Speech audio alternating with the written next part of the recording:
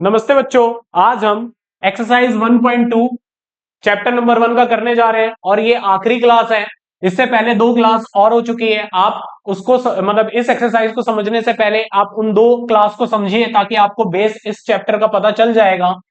ये एक काफी इंपॉर्टेंट एक्सरसाइज है जिसके अंदर से सीबीएसई हमेशा सवाल पूछती है। तीन सवाल इसके हैं और तीन में से एक सवाल मतलब इस कैटेगरी का एक सवाल पेपर में जरूर आता है। 100% ये सवाल आता है। तो प्लीज इसको ध्यान से समझिएगा, इसकी स्टेटमेंट कैसे लिखनी है उसको समझिएगा, क्योंकि कई बच्चे इसको गलत तरीके से करते हैं, फिर उसको पूरे नंबर उसमें नहीं मिलते हैं।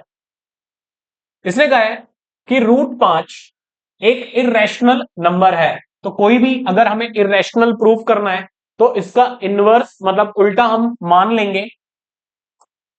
आंसर कैसे देंगे? we assume that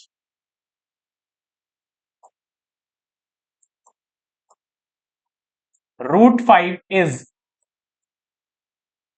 a rational number. √5 क्या है? एक रैशनल नंबर है।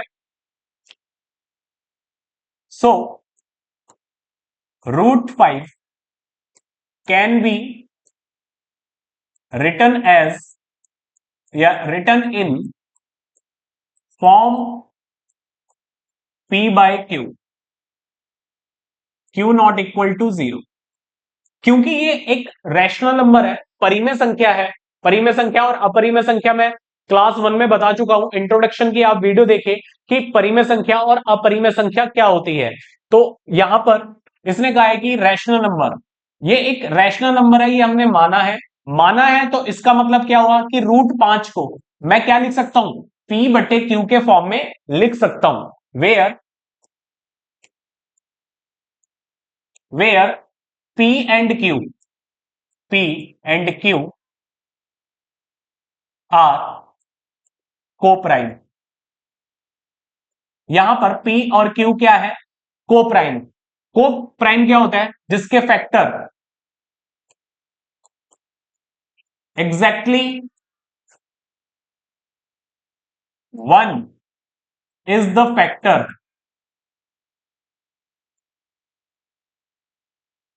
Of both number.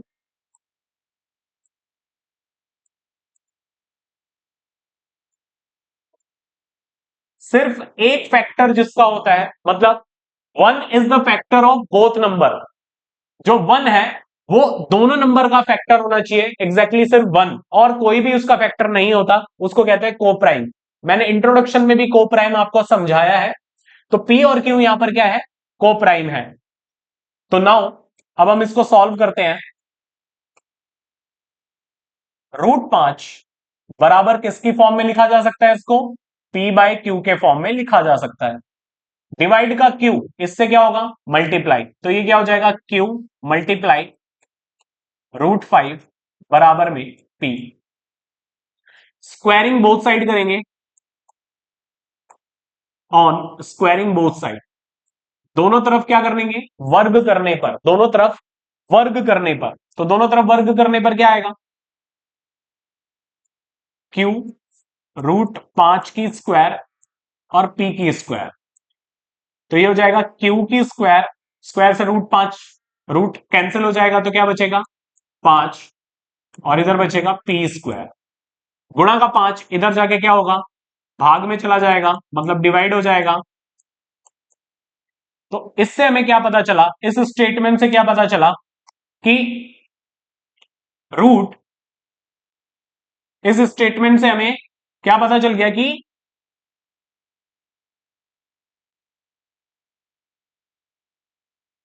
सो मतलब देयरफॉर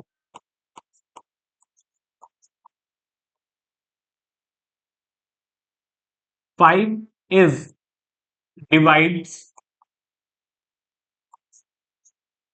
पी स्क्वायर। 5 क्या कर रहा है? पी स्क्वायर को डिवाइड कर रहा है, या 5 इज मतलब P square is divisible by 5। P square is divisible by 5। P किससे डिवाइड हो रहा है? पी स्क्वायर किससे डिवाइड हो रहा है? 5 से। So then P also divides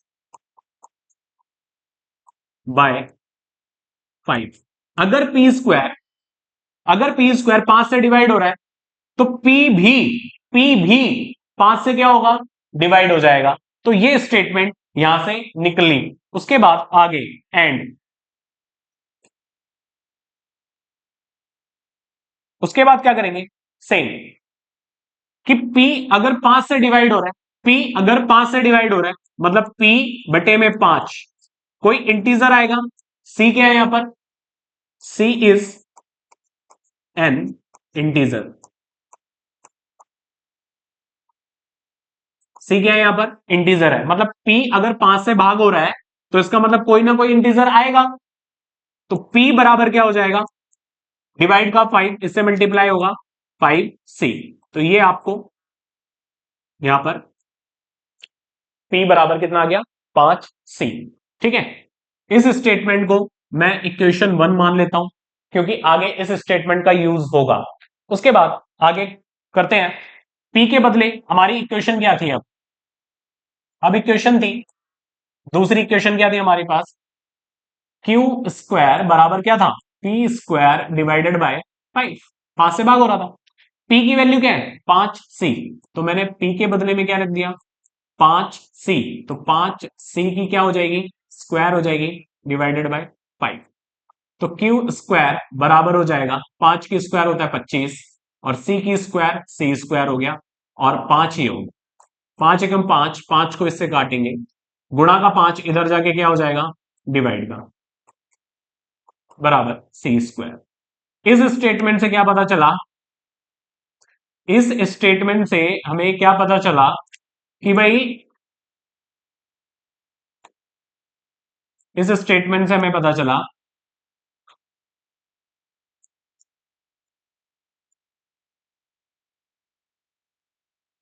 Q square is divisible by 5, कि क्यू स्क्वायर 5 से विभाज्य है। मतलब पी, क्यू स्क्वायर 5 से क्या हो रहा है, डिवाइड हो रहा है। So Q also divide divisible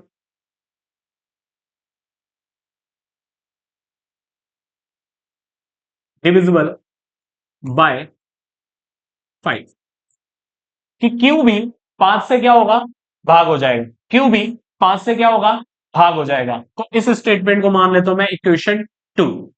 तो स्टेटमेंट 1 और 2 से, फ्रॉम इक्वेशन 1 एंड 2, एक और दो से हमें क्या मिल रहा है, एक और दो से क्या बात पता चली कि 5 is the factor of P and Q. 5 जो है पी क्यू का फैक्टर है। अगर 5 पी क्यू का फैक्टर है, इसका मतलब क्या हुआ कि P Q is not coprime, so that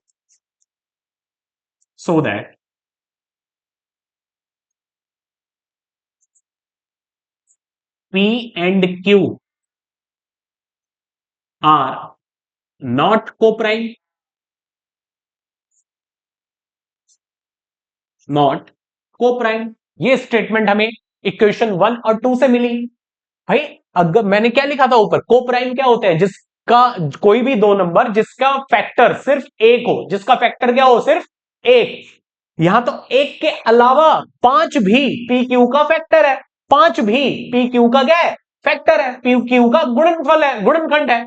तो इसका मतलब क्या है कि P और Q 5 से भाग हो रहे हैं, तो इसका मतलब क्या हुआ कि P और Q आर नॉट कोप्राइम। ये दोनों क्या है, कोप्राइम नहीं है। ये तो हमने बात अज्यूम की थी ना, माना था ना कि ये कोप्राइम है। बट यहां पर रिजल्ट क्या आया, रॉन्ग आया। रिजल्ट क्या आया, रॉन्ग। इसका मतलब हमारी जो अजम्पशन है वो क्या निकली, गलत अजम्पशन निकली। हमारी जो मान्यताएं हैं, मान्यता जो हमने माना था वो क्या निकला, गलत। अब गलत मानने की वजह से ही तो ये रिजल्ट गलत आया है।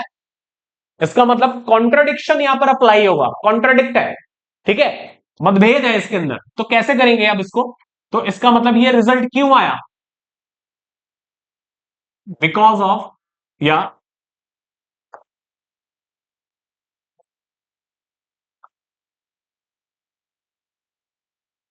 This, the fact is contradict. तो बिकॉज ऑफ, हैंस करके आंसर देंगे,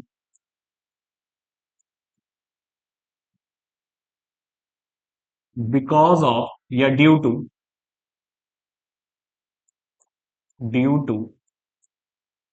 आवर रॉन्ग assumption या incorrect assumption, incorrect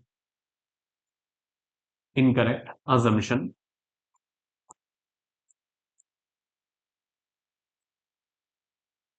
that root 5 is rational, root 5 is rational, it is wrong assumption, it is incorrect assumption। ये क्या है? एक इनकरेक्ट assumption है। By this contradict, क्योंकि हमारी रॉन्ग assumption की वजह से हमारा रिजल्ट भी क्या आया? रॉन्ग। इसीलिए क्या हुआ? Root 5 is an irrational number. Root 5 क्या है? एक इरेशनल नंबर है। इस तरीके से रूट 5 प्रूफ होता है कि ये एक इरेशनल नंबर है। इस तरीके से आपको स्टेप वाइज एग्जाम पेपर में करके आना है। ध्यान रखिएगा ध्यान से कि भाई रूट 5 भी पूछ सकता है, हो सकता है रूट 2 पूछ ले, हो सकता है रूट 3 पूछ ले। तो ये सब क्या है? इरेशनल है। तो सब में स्टेटमेंट ऐसे ही लिखनी है, बस आपको नंबर्स चेंज करने हैं। नंबर क्या करने हैं? चेंज करने हैं। तो इस तरीके का सवाल पेपर में पूछ सकता है। अगला जो सवाल था क्वेश्चन नंबर 2 में कह रहा है 3 + 2 √5 इज इरेशनल। ठीक है, इसको भी करके देखते हैं। क्वेश्चन नंबर 1 का, सॉरी क्वेश्चन नंबर 2 क्या बोला है? 3 + 2 √5 इज एन इरेशनल। ये हमें क्या करना है? प्रूव करना है, सिद्ध करना है कि ये एक अपरिमेय संख्या है। ये हमें प्रूव करना है। ठीक है भाई, हम प्रूव कर देंगे इसको। तो एक सवाल हो गया जो कि क्वेश्चन नंबर 1 हो गया, वैरायटी 1। अब ये वैरायटी 2 है। इस टाइप के क्वेश्चन को कैसे करेंगे? जिसके अंदर क्या होगा, कुछ रैशनल होंगे, कुछ इरेशनल को मिक्स करके बनाया। तो इसने कहा है कि रैशनल और इरेशनल अगर प्लस माइनस करते हैं तो कौन संख्या आती है? इरेशनल। तो इसमें भी हम आंसर कैसे देंगे? We assume that we assume that 3 + 2 √5 is rational. ये एक रैशनल नंबर है। क्योंकि हमने इसको रैशनल माना है, so 3 + 2 √5 can be written as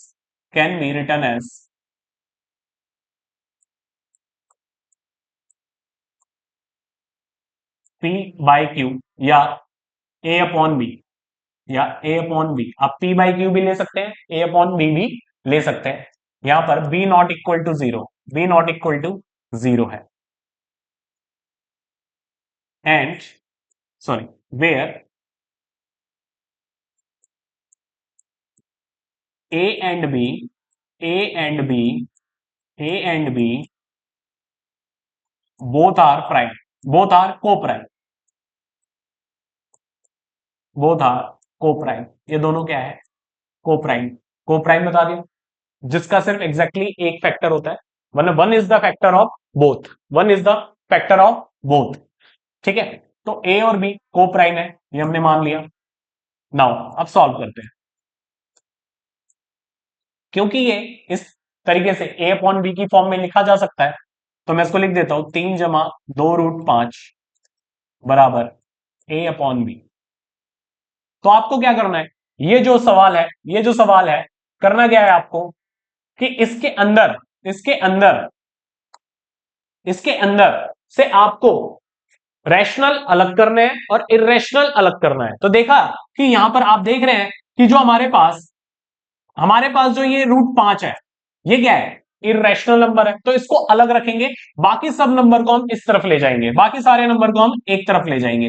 ठीक है, तो यहां पर +3 उधर जाके क्या हो जाएगा, -A/B -3। ठीक है, उसके बाद मल्टीप्लाई का 2 इधर जाके क्या हो जाएगा, डिवाइड का, मल्टीप्लाई का 2 इधर जाके क्या हो जाएगा, डिवाइड का, A/B -3। इसका एलसीएम लेंगे, एलसीएम लेने के बाद क्या आएगा, इसको इससे मल्टीप्लाई करा b, इसको इससे मल्टीप्लाई करें, ये a आ गया, इसको इससे करेंगे 3b, ये आ गया। तो यहां पर आप देख सकते हैं कि जैसे कि हमने यहां बोला कि a और b दो को प्राइम नंबर है, अगर मैं यहां पर a और b की वैल्यू कोई भी मानकर रखता हूं तो ये एक रैशनल नंबर आएगा, ये एक क्या आएगा, ये क्या आएगा, रैशनल नंबर। ये क्या है, एक रैशनल है, परिमेय संख्या है। और ये क्या है, एक इरेशनल है, अपरिमेय संख्या है, इरेशनल नंबर है, अपरिमेय संख्या है। तो भाई एक बात बताओ बच्चों, यहां पर रैशनल बराबर किसके हैं, इरेशनल के। ऐसा कभी पॉसिबल हो सकता है कि रैशनल नंबर रैशनल नंबर कभी भी बराबर होता है इरेशनल नंबर के? रैशनल नंबर इरेशनल नंबर के कभी भी बराबर नहीं होता। इट मींस हमने जो अजम्पशन मानी है कि ये रैशनल है, ये क्या है, गलत अजम्पशन है, गलत अजम्पशन है। इसका मतलब है हमें सॉल्व इतना करना है, हर पेपर में इतना ही सॉल्व करना है, बाकी स्टेटमेंट हम हमें याद रखनी है, हर क्वेश्चन में सेम स्टेटमेंट लिखनी है, हर क्वेश्चन में आपको सेम स्टेटमेंट लिखनी है, बस इतना सा सॉल्व करना आपको आना चाहिए। तो इससे क्या रिजल्ट मिला कि हमारा जो रैशनल नंबर है, कौन सा रैशनल नंबर जो है वो इरेशनल नंबर के बराबर आ गया। भाई यहां पर इरेशनल नंबर रैशनल के क्या आ गया, बराबर आ गया। बराबर आने की वजह से क्या हो गया, भाई ये तो गलत हुआ ना कि रैशनल नंबर इरेशनल नंबर के कैसे बराबर हो सकता है, ये क्या है, गलत है। दिस कॉन्ट्राडिक्ट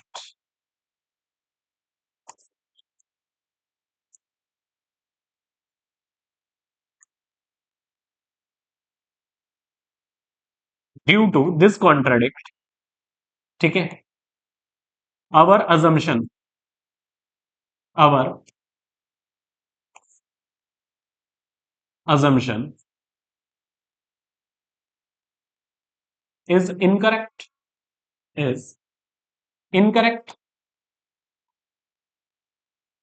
हमारी assumption क्या है, इनकरेक्ट है, इनकरेक्ट है।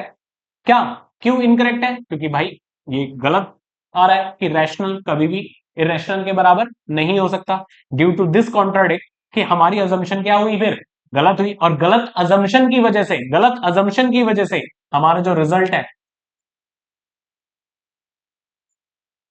वो क्या आया कि 3 + 2√5 is a rational number, sorry is an irrational number, sorry is an irrational number. ये हमारा प्रूफ होता है, ये हमारा प्रूफ होता है, क्योंकि हमने रॉन्ग अजम्पशन से सवाल सॉल्व किया है, और रॉन्ग अजम्पशन से सवाल सॉल्व करने की वजह से हमारे पास जो रिजल्ट आया है वो रॉन्ग आया, और रॉन्ग आया इट मींस ये क्या है, हमारी रॉन्ग अजम्पशन है, assumption is incorrect, so that कि ये क्या निकला फिर, इरेशनल नंबर। तो इस तरीके से आपको सवाल सॉल्व करने हैं, स्टेटमेंट आप ध्यान रखना, क्योंकि ये जो क्वेश्चन नंबर 3 है, इसके जो सवाल है ये भी सेम तरीके से होगा, ये वाला क्वेश्चन इसी तरीके से, इन सब में स्टेटमेंट सेम लिखना है, बस जो बीच का जो सॉल्यूशन होता है वो आपको चेक करना है। जैसे कि 1/2 1/√2 बराबर A/B, पूरी स्टेटमेंट सेम है, सारी स्टेटमेंट सेम रखनी है। 1/1/2 बराबर 1/b हो गया। तो इसको हम कैसे सॉल्व करेंगे? क्रॉस मल्टीप्लाई करो, b इससे मल्टीप्लाई हो जाएगा और √2 इससे गुणा हो जाएगा। गुणा का a इधर जाके क्या हो जाएगा? भाग का। तो हमें क्या करना है? इरेशनल को अलग करना है और रैशनल को अलग करना है। तो यहां पर आप देख रहे हैं, यहां पर आप देख रहे हैं क्या पता चल रहा है कि भाई ये एक रैशनल नंबर है। सेम सेम स्टेटमेंट, सारी स्टेटमेंट आपको सेम लिखनी है। और बराबर आ रहा है किसके? एक इरेशनल नंबर के बराबर आ रहा है। ऐसा पॉसिबल है? ऐसा पॉसिबल क्यों हुआ कि रैशनल इरेशनल के बराबर क्यों पॉसिबल आया, मतलब क्यों बराबर आया? क्योंकि हमारी जो अजम्पशन थी वो क्या थी? इनकरेक्ट थी। वो क्या थी? इनकरेक्ट थी। तो आपको हर बार चेंज क्या करना है? ये जो बीच की वैल्यू होती है इनको आपको चेंज करना है, बाकी स्टेटमेंट आपको क्या रखनी है? हर क्वेश्चन में सेम स्टेटमेंट क्या रखनी है? सेम स्टेटमेंट क्या रखनी है? सेम। बस चेंज क्या करना है? ये पोर्शन आपका क्या होगा? चेंज होगा हर बार सवाल में। हर बार सवाल में इस पोर्शन को चेंज करेंगे। तो आप इसका पार्ट 3 करके चेक करिएगा। जैसे कि ये वाला है, ये हो गया पार्ट क्वेश्चन नंबर 3 का पार्ट 1। पार्ट 2 को अगर समझे तो क्या कह रहा है? 7√5 को हमने रैशनल माना था, तो a/b के बराबर होगा। डिवाइड मल्टीप्लाई का 7 इधर जाके क्या हो जाएगा? डिवाइड का। तो फिर वही स्टेटमेंट आ गई, फिर वही स्टेटमेंट आई। क्या आई? कि ये क्या है? इरेशनल है। ये क्या है? इरेशनल है। और ये क्या आ रहा है? रैशनल। ये क्या आ रहा है? रैशनल। तो कभी भी ये बराबर नहीं होते हैं, कभी भी ये बराबर नहीं होते हैं। तो ये जो हमारी है इनकरेक्ट स्टेटमेंट थी, इनकरेक्ट आया। इनकरेक्ट क्यों आया? क्योंकि हमने अजम्पशन गलत मानी थी। वही सेम पोर्शन तुम्हें लिखना है, ये सारी चीजें लिखनी है। बस बीच का ये जो है ये वाला पोर्शन क्या करना है? चेंज करना है, बाकी सब सेम। ठीक है। अब जैसे पार्ट 3 है उसमें आपको चेंज वाला क्या करना है? 6 प्लस में √2 a/b है। तो प्लस का 6 उधर जाके क्या हो जाएगा? माइनस का 6, माइनस का 6 एलसीएम लेंगे, b आ गया। इसको इससे गुणा a, इसको इससे गुणा 6b। फिर वही, ये क्या है? इरेशनल है। ये क्या है? इरेशनल है। और ये क्या है? रैशनल है। तो ऐसा सिर्फ हमारी रॉन्ग अजम्पशन की वजह से हुआ। ये जो कॉन्ट्रडिक्शन है ये गलत है। मतलब ये जो हमारे बीच जो क्वेश्चन आ रहा है हमने गलत अजम्पशन किया, इस वजह से हमारा रिजल्ट भी गलत आ रहा है। तो इस तरीके से आपको ये सवाल करने हैं और काफी इंपॉर्टेंट है, इस एक्सरसाइज की प्रैक्टिस करनी है आपको। ठीक है। तो इस तरीके से आपका चैप्टर ये फिनिश होता है। और आप इन इसकी तीनों कंप्लीट वीडियो जरूर देखिएगा, ताकि आपका जो प्री बोर्ड आने वाला है दिसंबर मंथ में, तो आप उसके लिए प्रिपेयर रह सकें। धन्यवाद।